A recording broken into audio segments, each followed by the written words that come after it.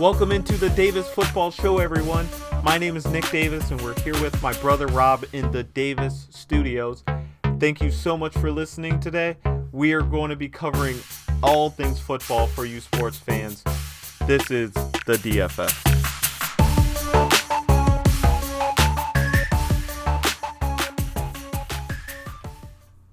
All right, welcome in everyone to our mock draft 2020. Only a few days away. You ready to get this thing kicked off? Yeah, I'm ready. We're about 48 hours away from the draft. I'm just ready to get this thing started. So I'm taking the NFC. Rob is going to be taking all the AFC teams. We are allowing trades, and what's pretty unique in this situation is we're only going to allow trades with the opposite conference. So Rob is going to have to trade with me, and I'm going to have to trade with Rob. So we do have 5 already slated. We'll read those off as they appear. Starting off, round 1, the Cincinnati Bengals are on the clock. Yeah, no surprise here. We got the Cincinnati Bengals taking Joe Burrow. They're looking for him to come in and be the new franchise quarterback and really help turn that team around. Yeah, that's no surprise there. I think everyone expected Burrow to go number 1. All right, next up we got the Washington Redskins. And who do you got them taking, Nick? All right, we are going to select Chase Young. I know we did some investigating with Tua and Herbert. I think it was just to make sure that we are taking the right guy, who I think is the best player in the entire draft, Chase Young. Yeah, Chase Young is the best defensive player in this year's draft. It's a great pick at number 2. No, he's the best player overall. I don't know, man. Don't sleep on Tua. He's a better version of Nick Bosa, who went last year number 1. He's got the talent. He's just going to have to go out there and prove it. All right. Number 3, we're going to have the Detroit Lions selecting someone here. I know this is a big spot where everyone thinks the trades are going to begin to fall, but I think that Detroit wants to move back, but the Lions or the Dolphins and the Chargers are going to decide to hold in our mock here, and Detroit is going to be forced to take a selection here, which is going to be Isaiah Simmons. Isaiah Simmons, yeah, he's a freak athlete. He could play safety, linebacker, rush the passer. He could play cornerback. He could do it all.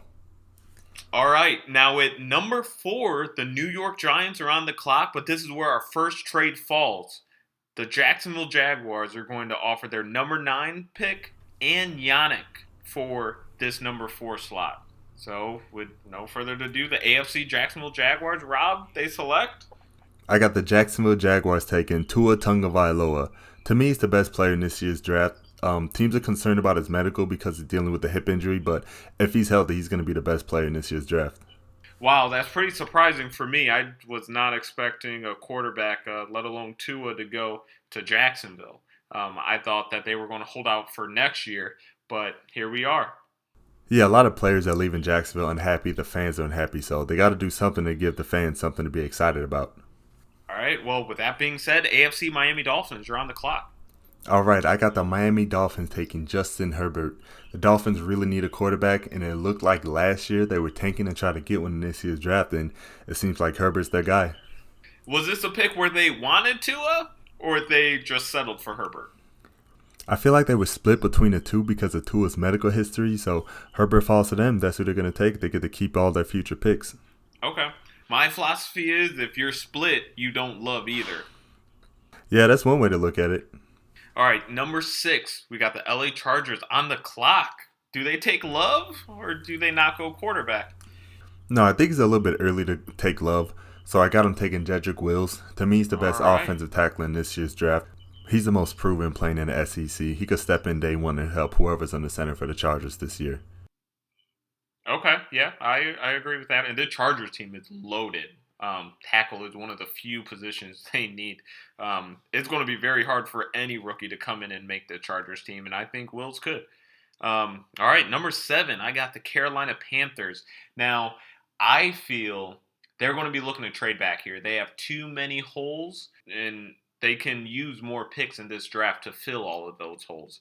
But with Okudah sitting at number 7, who possibly could have went number 3 to Detroit, I don't think they pass this up. And I think they take this cornerback, because when's the last time the Panthers had a great cornerback, Rob? Not for a while, not since Josh Norman. Yeah. So that's who I got them taking at number 7. All right, next up we got the Arizona Cardinals at number 8. Who do you got them taking? I got them going offensive line. Again, they got to protect Mr. Kyler Murray, and they're going to go with who I feel is the best offensive lineman in this draft, and that's Mr. Wirfs out of Iowa. Yeah, he's an athletic freak too. He had a 37-inch vertical at the combine as an offensive lineman, which is crazy. Yeah, he blew everybody away at the combine. All right, real quick, just to recap, we have number 1 overall pick Cincinnati Bengals taking Joe Burrow, quarterback out of LSU. We got the Redskins at number 2 taking Chase Young, the dominant defensive freak out of Ohio State. We got the Detroit Lions staying put at number 3 with Isaiah Simmons, again, another player that can play all over the field. We got the Jacksonville Jaguars trading up to number 4 to take Tua, quarterbacks. Shocker for everyone. Number 5, we got Miami taking Herbert, quarterback. Los Angeles Chargers at number 6, not taking quarterback, going Jedrick Wills, offensive tackle out of Alabama. Number 7, Carolina Panthers staying there, also taking cornerback Okudah. And then number 8, Arizona Cardinals taking Tristan Wirfs out of Iowa City. All right, next, at number 9, we have the New York Giants. I got them going tackle here with Andrew Thomas. At number 4, I think they would have went tackle anyways. I think they would have went Wirfs, though, because I think he's the best in the draft. But all 4 of these guys, the top 4 tackles are all pretty close. Them moving back, getting a pass rusher like Yannick and a tackle like Thomas, that's going to come in and start day 1 on the right side where they need him most. It's a no-brainer. This was best for New York. They got better on offense and defense today. Yeah, it really feels the need for them. It was a great move by trading down. They get to add Yannick and still get a great tackle. So it's a great move and a great pick. All right, number 10. I got a lot of Cleveland fans. They were already criticizing me on our first podcast or our first episode on how critical I was on Cleveland. But here we go, Rob. Maybe you could redeem me. I got you.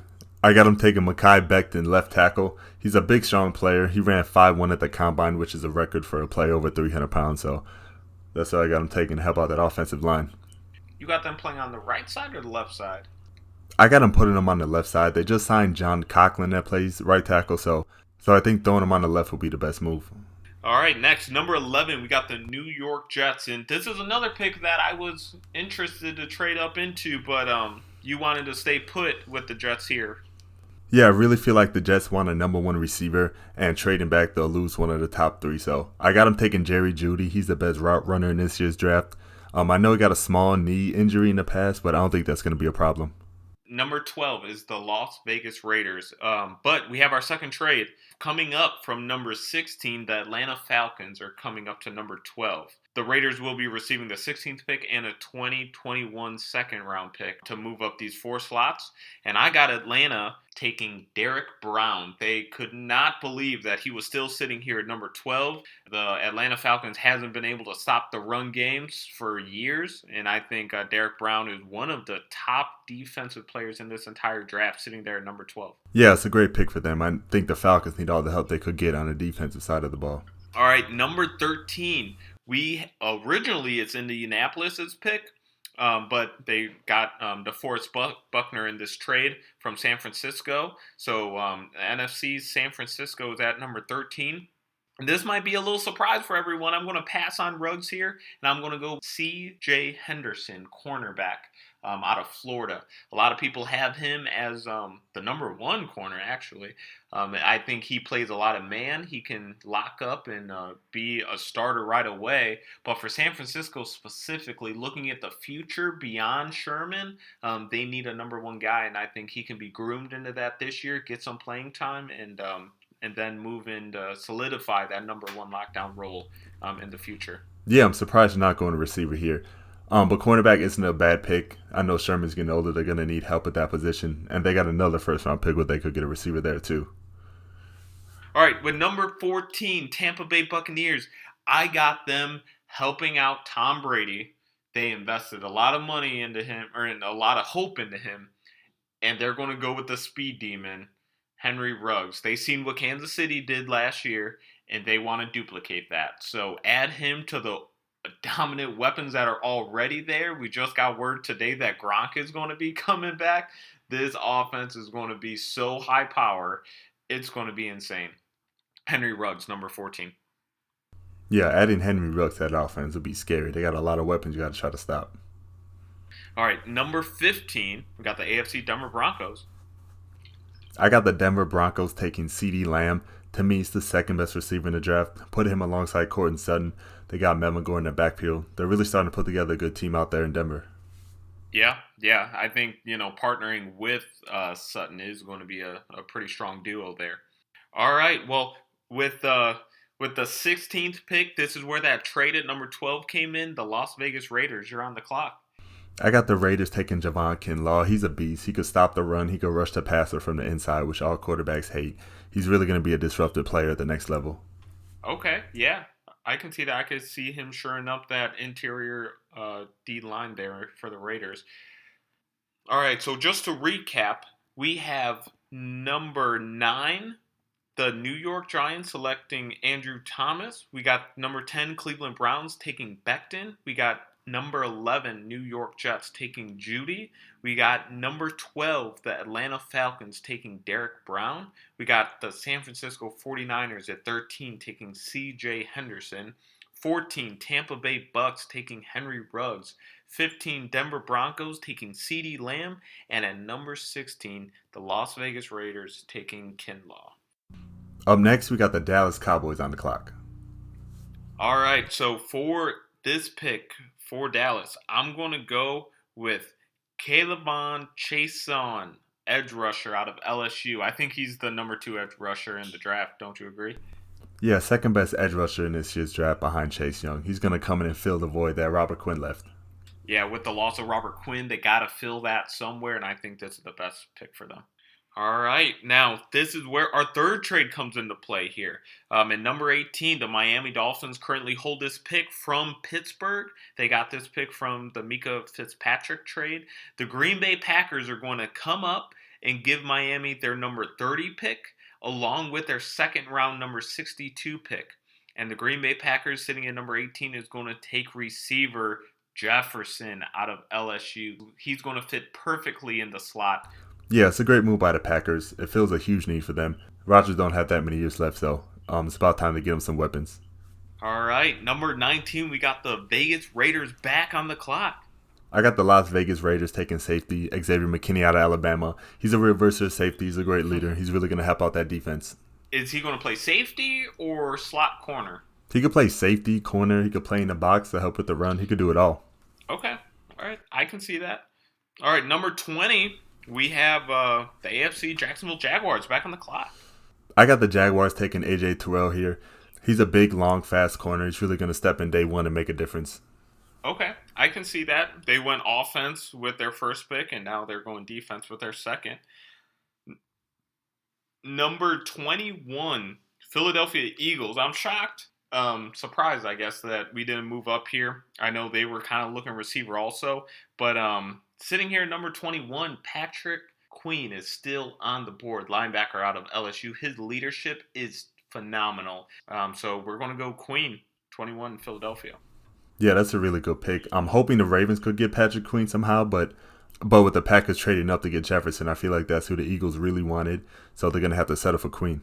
Yeah, Green Bay knew with the Eagles and the Patriots and Minnesota also all coming up before them, they had to move up in order to get their guy, which forced Philly to take Queen. But Philly feels confident of all the depth that wide receiver in this draft to get one in the second round. So next team on the clock, we got the Minnesota Vikings. All right, Minnesota. They got this trade from Buffalo for this Diggs trade. We're going to go cornerback, and we're going to take Fulton, cornerback out of LSU, to replace the 2 cornerbacks that we lost this year to free agency. Yeah, after the Vikings losing the top 2 corners, this is really going to fill a big need for them. All right, number 23, we got the New England Patriots. Are we going to go Love here, get Brady's replacement? No quarterback yet, but I got him taking AJ Epinesa. He's a D lineman out of Iowa. He could play the inside, he could play the outside. He's real versatile, so it really fills a need after losing Kyle Van Noy and Jamie Collins. Wow, I'm pretty shocked that they didn't take Ken Murray here. He'll be a good pick too, but they still got Hightower, so they got him to stop the run. Okay, well that lines up perfectly for my NFC New Orleans Saints. We're going to go Ken Murray here. Linebacker is, I feel, the only weakness on this team. We're going to go Murray. Yeah, that's a great pick. That's another player I hope that could slide down to the Ravens. Real quick, I just want to recap the third quarter of the first round of picks. Starting at number 17, we got the Dallas Cowboys selecting K'Lavon Chaisson. We have number 18, the Green Bay Packers, coming up to take Jefferson out of LSU to fill in the slot there and give that Green Bay offense some firepower. Number 19, we have the Las Vegas Raiders taking safety McKinney out of Alabama. At number 20, we have Jacksonville Jaguars coming up and taking A.J. Terrell, cornerback, out of Clemson. And then we got the Philadelphia Eagles not trading at number 21, taking Patrick Queen, linebacker out of LSU. And then at 22, we have the Minnesota, the pick from Buffalo, taking cornerback Fulton from LSU.